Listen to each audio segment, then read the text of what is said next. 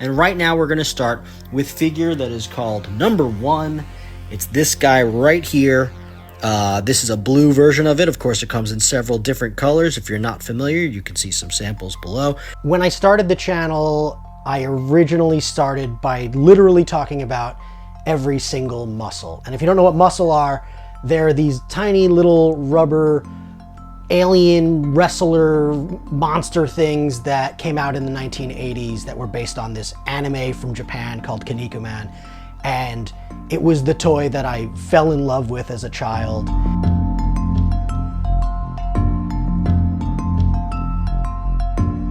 My name's Greg, but my internet toy friends know me as Every Single Muscle, and I'm a toy collector with a YouTube channel called Every Single Muscle.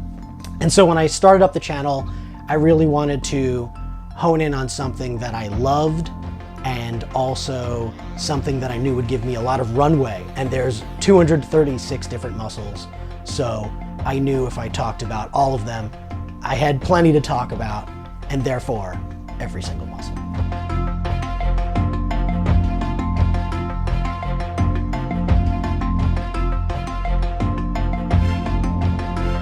I tend to collect kind of a little bit of everything, but my real bread and butter is things in the muscle scale. I like muscle and battle beasts and army ants and trash bag bunch and things that are kind of small. That's where I like to hone in, or at least that's what I tell myself. But in truth, I end up dabbling all over the toy world and buying a little of this and a little of that.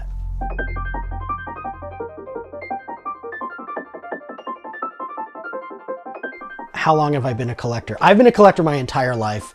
I've been collecting things since I was a kid through into adulthood. Maybe I skipped my years in college a little bit, but here's something that I haven't explicitly shared with the toy community yet, and that is when I was 4 or 5 years old, there's actually a video of me holding up each muscle individually and naming it to camera. So I've been technically doing this every single muscle thing for like over 35 years without even realizing it.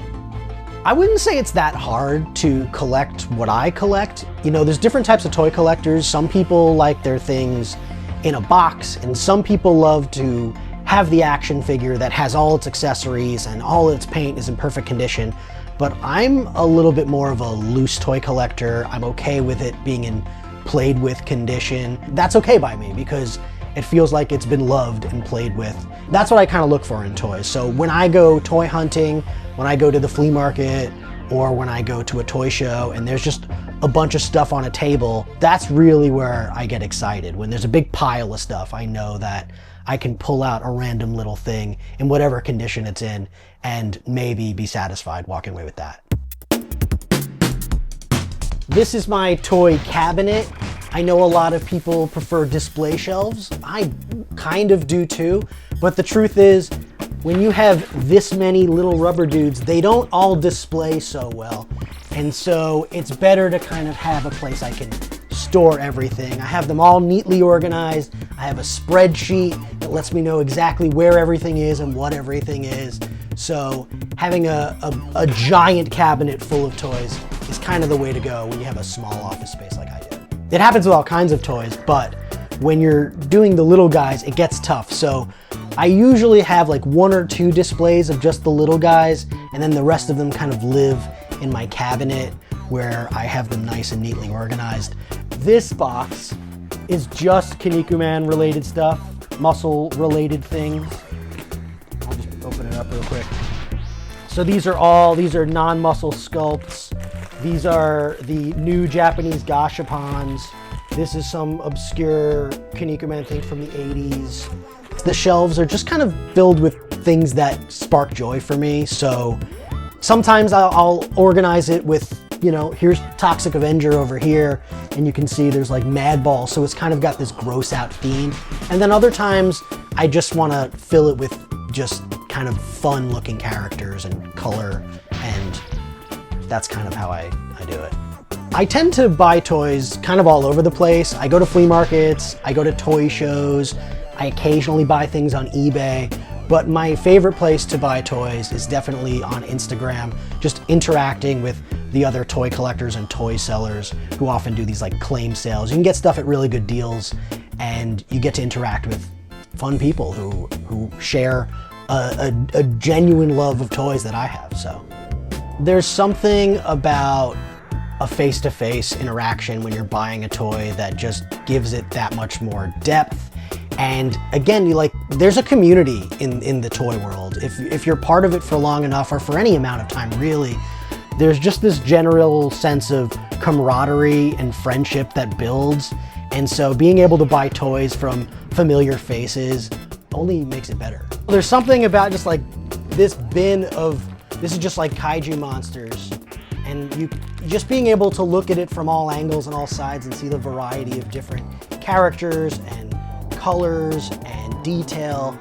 Yeah, it's a joy just to look at it this way, even if it's not on display all the time. So like I said, the collectibles that I really hone in on are the muscle scaled things, and displaying them is often an exercise in futility. It's really hard to put a whole bunch of little rubber dudes in a row without accidentally knocking over one and seeing a cascade of chaos. I love vintage action figures from the 80s and 90s and a little before and a little after. And I want to share my love with the world. You've all experienced it before. The remorse you feel when you think back on the things you once owned and loved and realize that you foolishly sold them. Mail day, mail day, mail day. But when I saw this laying in a bin, the first thing I saw when I walked in the convention, I knew that it was fate, it was destiny, it was kismet. I needed to buy this stupid looking piece of plastic. I started this channel roughly a year and a half ago, and it was for a couple different reasons. The first reason was I was kind of looking around at the state of the world, not to get political or anything, but things are a little dismal and dire, and I wanted to bring positivity into my life and into other people's lives. And the best way to do that was looking at my toys and realizing that there's nothing that brings me joy more than that. And on the other hand, I was looking for a new creative outlet. What a lot of people don't know about me is that I'm a writer out here in Los Angeles. I write primarily in animation. I've worked on Sonic the Hedgehog and Transformers and Lego, and I've played around in comic books a bit too. And the creative industry here in LA is, we'll just say, truncating. It's definitely shrinking and getting smaller. It's always been a difficult world, but more so in recent years. And I wanted to look at new technologies like TikTok and expand to YouTube and understand how I could create something that didn't require permission of executives whose job it is to say no, or favors of friends. How can I do something that was just me and just spoke out of my heart and from the joy that I get out of this stuff? And so that's really why I started the channel. I just wanted to find my own voice, find a creative outlet, and share it with the world. So I started out as every single muscle, and I started talking one by one about all 236 muscles, and I talk about the expanded lore. But then once I hit that end point, it needed to continue.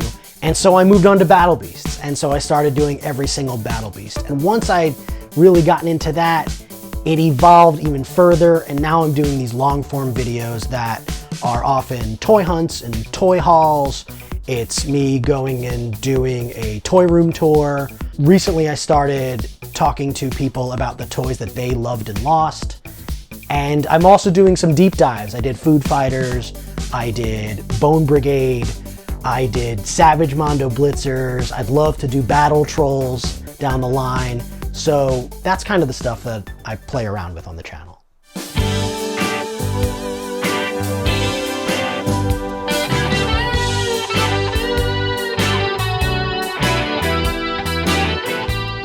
Do I have any Grail pieces?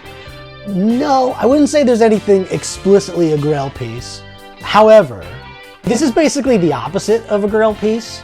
But it brings me so much joy to see this stupid thing. It just says space, and it's got a little upside down sticker that says 46 cents on it, and the plastic's all crunched up. It's in terrible condition. For some reason, when you say Grail, this jumped into my head. This really, I want to put this in a frame. This deserves a shadow box in its current state. Is it a Grail? Absolutely not. But I think it hits a certain je ne sais quoi. I don't really have any big time Grails, but what I consider a Grail moment is when I complete a collection of some of the small figures that I collect. So when I recently completed the McDonald's Changeables collection, or when I recently completed my Play School Definitely Dinosaurs Cavemen, those were moments where I was like, it was like achieving a Grail. I finally completed the circle. I checked every figure off the checklist, and that's a Grail moment for me. The best part about collecting, there are so many great people in this toy community that have been so welcoming and friendly and have kind of made it that much of a better experience going out and shopping for toys. But the toys are the best part about collecting. You can find me on YouTube and Instagram and TikTok at Every Single Muscle, where I, of course, talk about every single battle beast and every single muscle.